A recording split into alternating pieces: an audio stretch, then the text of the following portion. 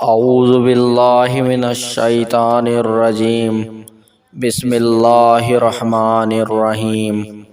السلام علیکم سامعین کرام، آج ہم آپ کی خدمت میں لائے ہیں حضرت عمر رضی اللہ تعالی عنہ کی مچھلی کھانے کی خواہش۔ حضرت عمر رضی اللہ تعالی عنہ نے کبھی کوئی خواہش نہیں کی۔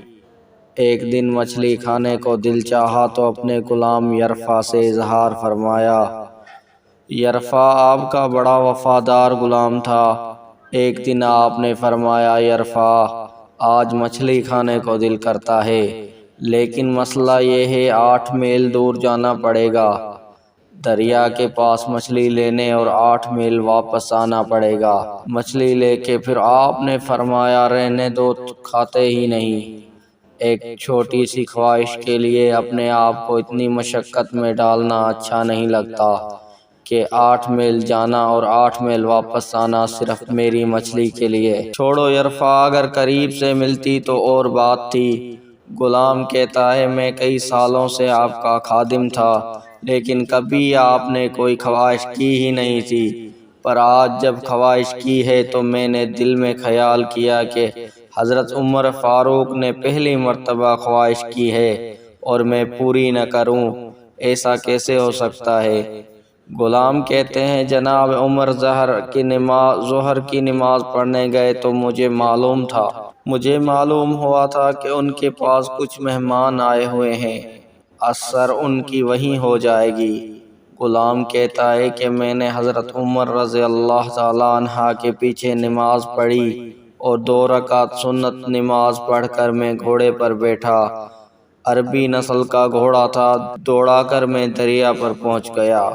عربی نسل کے گھوڑے کو 8 میل کیا کہتے۔ وہاں پہنچ کر میں نے ایک ٹوکرا مچھلی خریدا اور حضرت عمر رضی اللہ عنہ کی عصر کی نماز ہونے سے پہلے میں واپس بھی آ گیا، اور گھوڑے کو میں نے ٹھنڈی چھاؤں میں باندھ دیا تاکہ اس کا جو پسینہ آیا ہوا ہے وہ خشک ہو جائے اور کہیں حضرت عمر فاروق دیکھ نہ لیں۔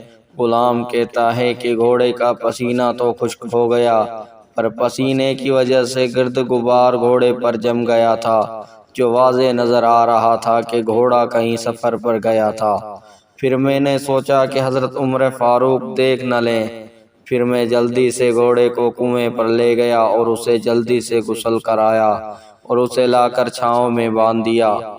جب ہماری خواہشات ہوتی ہیں تو کیا حال ہوتا ہے، لیکن یہ خواہش پوری کر کے ڈر رہے ہیں کیونکہ ضمیر زندہ ہے۔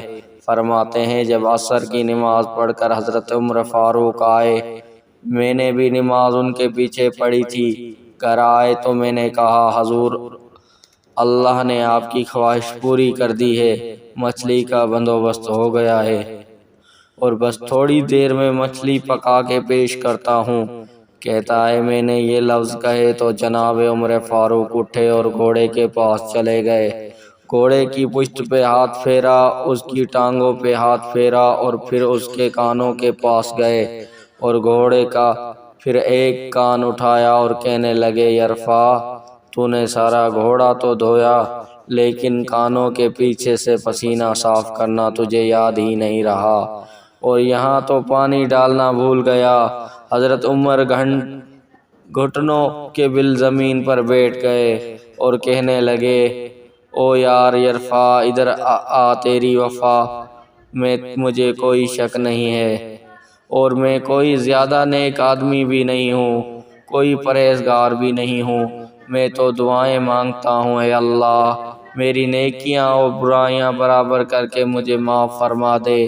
میں نے کوئی زیادہ تقوی اختیار نہیں کیا، اور بات کو جاری رکھتے ہوئے فرمانے لگے، یار ایک بات تو بتا، اگر یہ گھوڑا قیامت کے دن اللہ کی بارگاہ میں فریاد کرے کہ یا اللہ عمر نے مجھے اپنی ایک خواہش پوری کرنے کے لیے 16 میل کا سفر طے کرایا، اے اللہ میں جانور تھا، بے زبان تھا، 16 میل کا سفر ایک خواہش پوری کرنے کے لیے، تو پھر یرفع تو بتا، میرے جیسا وجود کا کمزور آدمی مالک کے حضور گھوڑے کے سوال کا جواب کیسے دے گا؟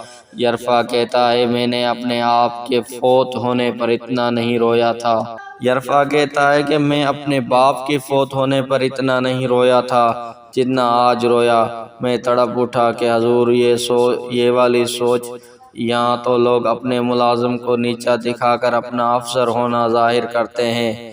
غلام رونے لگا۔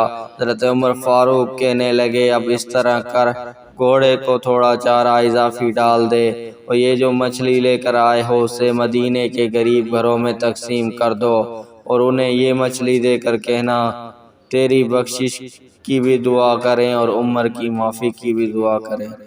جزاک اللہ۔